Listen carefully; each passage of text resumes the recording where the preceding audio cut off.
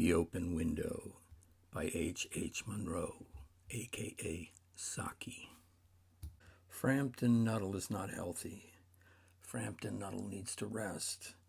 His doctor says you need quiet and peace. So Frampton Nuttall went to the countryside. The door upon which he knocked was opened by a very self-possessed young lady of 15. "My aunt will be down presently, Mr. Nuttall. In the meantime, you must try and put up with me." Frampton Nuttall endeavored to say the correct something which should duly flatter the niece of the moment without unduly discounting the aunt that was to come. Privately, he doubted more than ever whether these formal visits on a succession of total strangers would do much towards helping the nerve cure which he was supposed to be undergoing. "I know how it will be," his sister had said when he was preparing to migrate to this rural retreat. "You will bury yourself down there and not speak to a living soul, and your nerves will be worse than ever from moping. I shall just give you letters of introduction to all the people I know there. Some of them, as far as I can remember, were quite nice." Frampton wondered whether Mrs. Sappleton, the lady to whom he was presenting one of the letters of introduction, came into the nice division. "Do you know many of the people around here?" asked the niece, when she had judged that they had sufficient silent communion. Hardly a soul," said Frampton. "My sister was staying here at the rectory, some 4 years ago, and she gave me letters of introduction to some of the people here." He made the last statement in a tone of distinct regret. "Oh, then you know practically nothing about my aunt?" pursued the self-possessed young lady. "Oh, only her name and address," admitted the caller. He was wondering whether Mrs. Sappleton was in the married or widowed state. An undefinable something about the room seemed to suggest masculine habitation. "Her great tragedy happened just 3 years ago," said the child. "That would be since your sister's time." "Her tragedy?" asked Frampton. Somehow in this restful country spot, tragedy seemed out of place. "You may wonder why we keep that window wide open on an October afternoon," said the niece, indicating a large French window that opened onto the lawn. "It's quite warm for this time of the year," said Frampton. "But has that window got anything to do with the tragedy?" "Out through that window, 3 years ago to a day, her husband and her 2 young brothers went off for a day's shooting. They never came back. In crossing the moor to their favorite snipe shooting grounds, they were all 3 engulfed in a treacherous piece of bog. It had been that dreadfully wet summer, and places that were safe in other years gave way suddenly without warning. Their bodies were never recovered. That's the dreadful part." And here the child's voice lost its self-possessed note and became falteringly human. "Poor aunt. She always thinks that they will come back some day. They and the little brown spaniel that was lost with them, and walk in that window just as they used to do. That's why the window is kept open every evening till it's quite dusk. Oh, poor dear aunt. She has often told me how they went out, her husband with a white waterproof coat over his arm, and Ronnie, her youngest brother, singing 'Bertie, why do you bound?' as he always did to tease her, because she said it got on her nerves.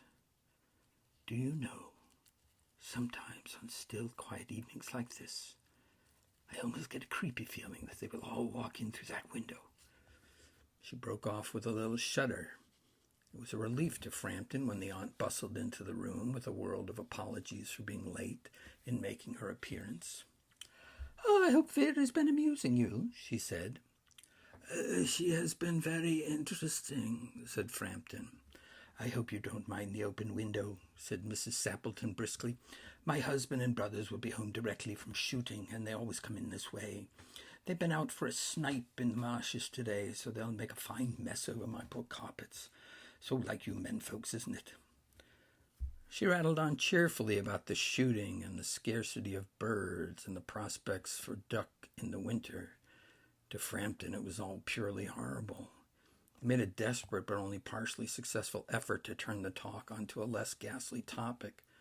He was conscious that his hostess was giving him only a fragment of her attention as her eyes were constantly straying past him to the open window and the lawn beyond. It was certainly an unfortunate coincidence that he should have paid his visit on this tragic anniversary. The doctors agree in ordering me complete rest, an absence of mental excitement, and avoidance of anything in the nature of violent physical exercise, announced Frampton, who labored under the tolerably widespread delusion that total strangers and chance acquaintances are hungry for the least detail of one's ailments and infirmities, their cause and cure. On the matter of diet, they are not so much in agreement, he continued. No? Said Mrs. Sappleton in a voice which only replaced a yawn at the last moment. Then she suddenly brightened to alert attention, but not to what Frampton was saying. Ah, here they are at last, she cried, just in time for tea. And don't they look as if they were muddy up to the eyes? Frampton shivered slightly and turned towards the niece with a look intended to convey sympathetic comprehension. The child was staring out through the open window with a dazed horror in her eyes. In a chill shock of nameless fear, Frampton swung round in his seat and looked in the same direction. In the deepening twilight, 3 figures were walking across the lawn toward the window. They all carried guns under their arms, and one of them was additionally burdened with a white coat hung over his shoulders. A tired brown spaniel kept close at their heels. Noiselessly they neared the house, and then a hoarse young voice chanted out of the dusk, I said, Bertie, why do you bound? Frampton grabbed wildly at his stick and hat. The hall door, the gravel drive, and the front gate were dimly noted stages in his headlong retreat. A cyclist coming down the road had to run into a hedge to avoid imminent collision. There we are, my dear, said the bearer of the white mackintosh, coming in through the window. Fairly muddy, most of it's dry. Who was that who bolted out as we came up? Oh, a most extraordinary man, a Mr. Nuttall, said Mrs. Sappleton. Could only talk about his illness and dashed off without a word of goodbye or apology when you arrived. One thinks he would have seen a ghost. I expect it was the spaniel, said the niece calmly. He told me he had a horror of dogs. He was once hunted into a cemetery somewhere on the banks of the Ganges by a pack of pariah dogs, and had to spend the night in a newly dug grave with the creature snarling and grinning and foaming just above him, enough to make anyone lose their nerve. Mrs. Sappleton and the men looked surprised. Oh, they say, poor man. Vera says nothing more. She looks out the window. Mrs. Sappleton still thinks about Mr. Nuttall. Maybe he is really sick, she says. Or maybe he is just very strange. The men sit and drink tea. The dog lies near the window. Vera sits in her chair. She looks quiet and kind, but inside she smiles. She likes to tell stories. She likes when people believe her. She thinks, people love stories, but I love playing with stories. Yesterday, she tells the cook that she sleeps in a tree at night. Why? Says the cook. Vera says, because I have a dream. There's a man with big eyes. He walks into my room. So now I sleep in a tree. The cook believes her. Today, she tells Mr. Nuttall a new story about the open window and the lost hunters and the singing brother. He believes her too. He runs away. Vera looks out the window again. The air is soft and quiet. Yes, Vera is only 15, but her mind is full of stories. She always has something new to say, and she always says it with a very straight face. Romance at short notice was her specialty. The end.